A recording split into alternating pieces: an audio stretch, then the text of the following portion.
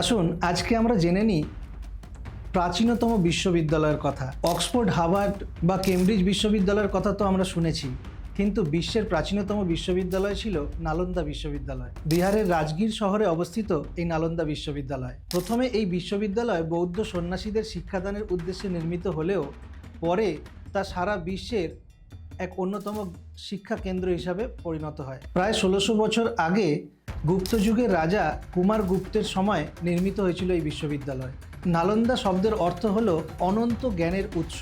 ১৬০০ বছর আগেও নালন্দায় পড়ানো হতো হিন্দু দর্শন, গণিত, চিকিৎসা শাস্ত্র, মহাকাশ বিজ্ঞান, ভাষাতত্ত্ব, সাহিত্য, বেদ, ব্যাকরণ, যুক্তিবিদ্যা, সঙ্গীত, চিত্রকলা।